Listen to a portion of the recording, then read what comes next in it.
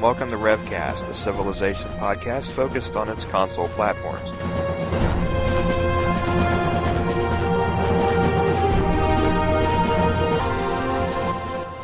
I'm Reeves. Grayson. Elthrasher.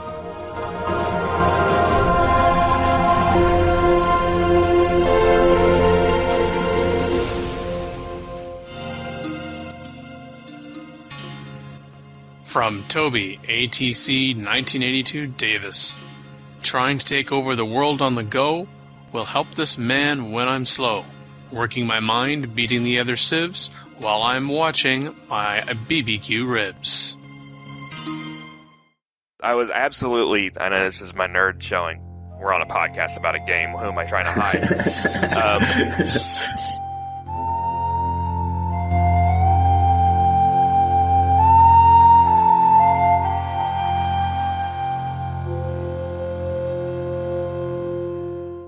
The Aztecs have decent bonuses, but they're not really the best at any kind of the non-domination factors.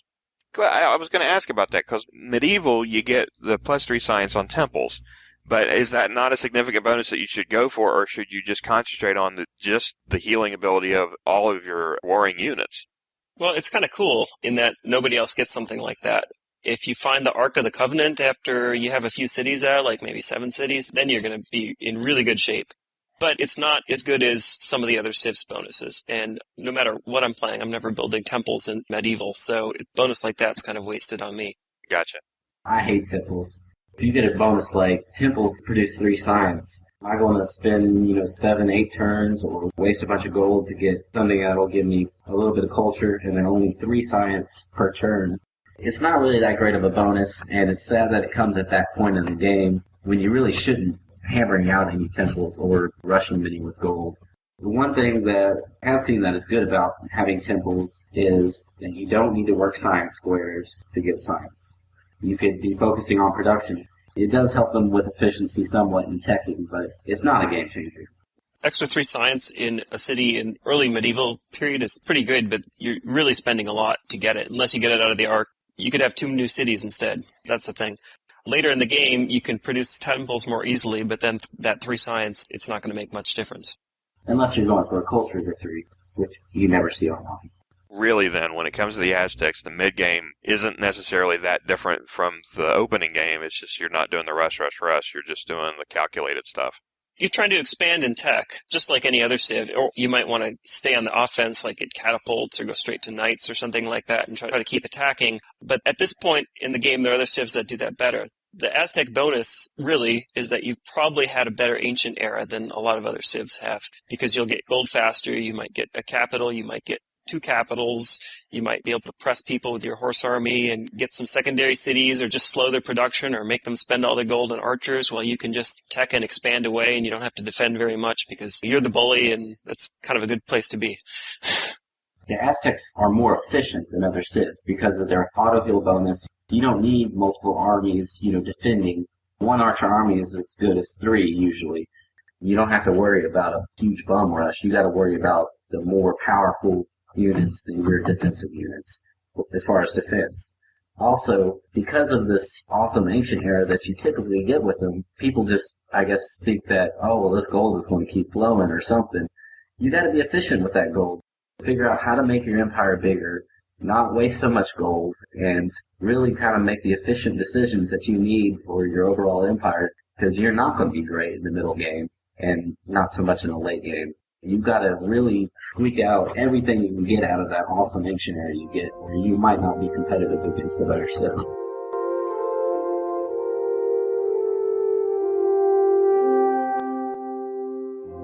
They also get half-price roads, the Aztecs do in the industrial, but... I know you guys are down on roads.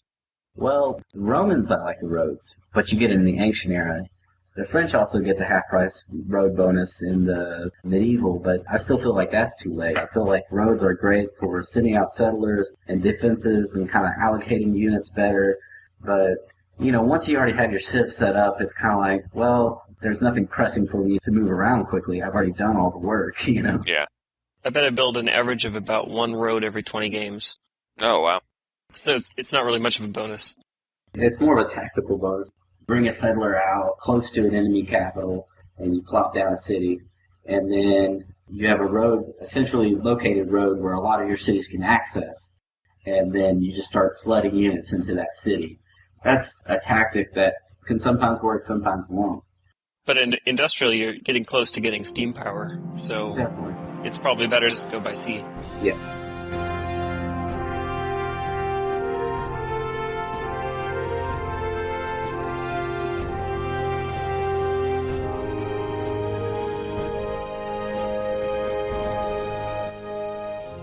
The Domination Victory is going to be your end game with the Aztecs.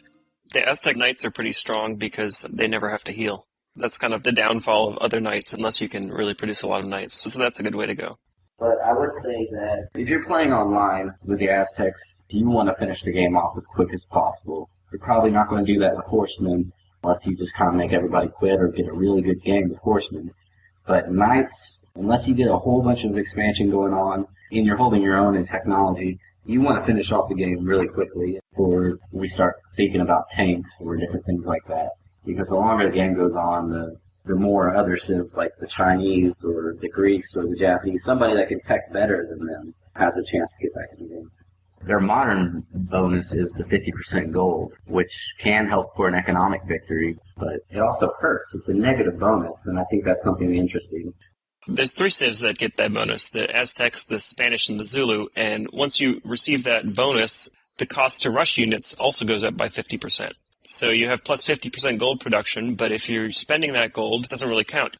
If you're not really producing very much gold, have some in the bank, but you don't have any markets or anything yet, then when you get that bonus, it's really going to start hurting you. I actually like the Aztecs get that bonus later than the Zulu and the Spanish. Both get it in industrial.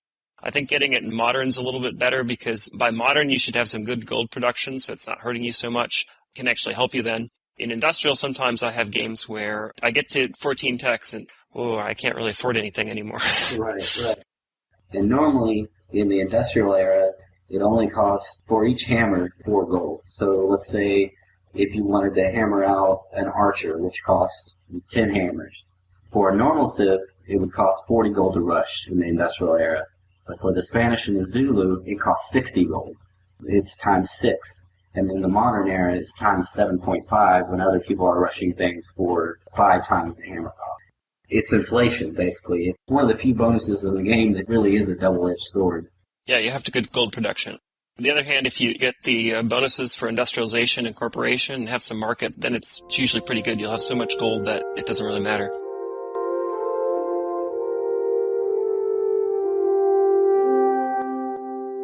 Taking on the Aztecs online, or really just how to defend against the Aztecs overall? I mean, the first thing you need to do is not get killed by them. That's a good start. Because a lot of times they will have better units or more gold in the ancient era.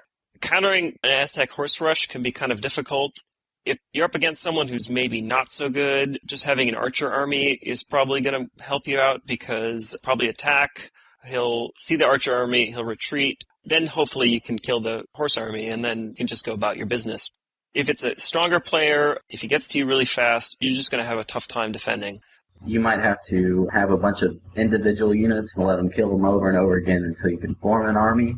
If it's a non-veteran horse army coming at you, you have a warrior army fortified, that'd be 6 versus 7.5, and maybe you can win that battle. It's a tough deal when you don't have archers, you don't even have bronze working yet, and you see that Aztec horse army coming, they're probably going to win a lot of battles against you, and you're going to have to figure something out. Yeah, the other tough thing is that horse army will never be wounded. A lot of times with other civs, if you get horse rushed, you can wait for it to be wounded and then counterattack with a warrior army or maybe even an archer army, and then you can probably kill it. But the Aztec army, if it's sitting in a forest and veteran, it will have 6 defense, which is really tough to deal with in the ancient era. I will say that if you are running into the horse rush, if you sit down in your capital and just kind of bog down on defense and then just out of fear for the horse rush, or if they are actually coming for you, that can really set you at a disadvantage. You're not doing anything but creating defense early on. You're not going out and getting gold. You might be wasting gold on units, and you won't have time to grow or tech. But the Aztecs just spent all that time building a horse army, and so their capital is probably weak. And so if you can figure out a way to get around them, they're not going to have archers. But even sometimes a single warrior on a boat can sail around and just drop into their empty capital. They should be weaker than you are probably on defense if they're horse rushing. A horse army will almost always kill another horse army, so that's a good way to go. That's a tactical battle, horse army versus horse army. Who's going to get the fight in first? Whoever attacks wins. Yeah, you better use your land. If it's flat plain versus flat plain. Yes, you use your land. That's an excellent point. Hang out on a hill and wait for it to show up and then attack. Yeah. You gotta use some cunning, I mean, you gotta be one step ahead and wait till they've moved their units and then go for them, as far as the online game goes.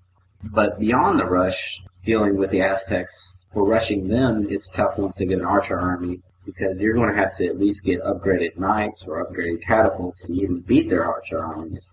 If you send 6 Legion armies against a Chinese archer army, you're just going to obliterate the Chinese. But if you send 6 Legion armies with either 6 or 9 attack against the Aztec archer army, then Aztecs are just going to eat them up and upgrade their archers. Assuming you survive the ancient era and you're doing okay, you get some cities out and you're doing some teching and everything like that, most civs can probably at that point just out-expand the Aztecs and just bury them in technology and come back later with tanks if you want or whatever you're going to do. As far as expansion is the way to win games, it's the way to tech faster, it's the way to get more gold, get more of whatever you want. I think that since the Aztecs aren't that great at it and they don't have great later bonuses, that's to your advantage.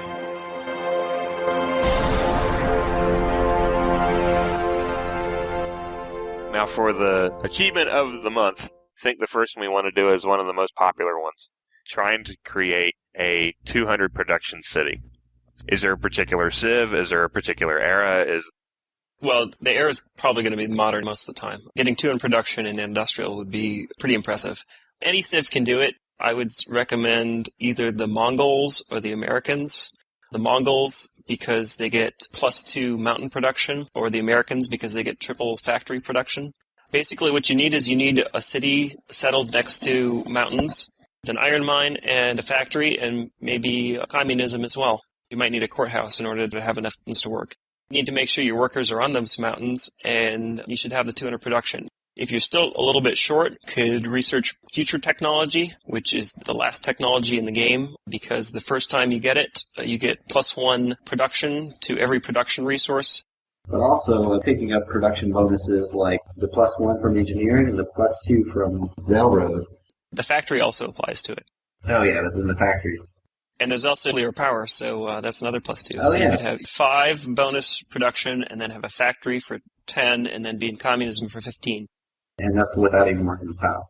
Probably need to have something like 12 to 15 population. If you have more than that, then you're going to be pretty good. Yeah, but for the Americans, they get triple factory production. That's ridiculously powerful. But definitely, it's probably going to take you well into the modern era to get it sometimes. The only bonus that Americans have towards this is just factories triple production. The rest of it you have to rely on the lay of the land and also your government. But they have a broken bonus as well. Oh, really? We'll talk about that. Well, when we hit the Americans.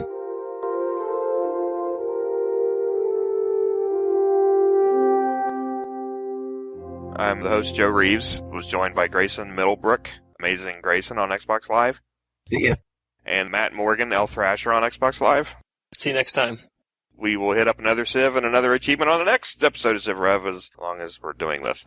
If you have any particular Civs you want to hear from, or if you have any particular achievements you want to try and hit, these two guys are the guys to achieve them. These two guys know their Civs inside and out, so feel free to call or email us. Information is available on the podcast page. Or we could talk about our user-created achievements about, get a BC economic victory or a BC cultural victory. We'll leave those for the advanced classes. Oh, my God. Oh, come on.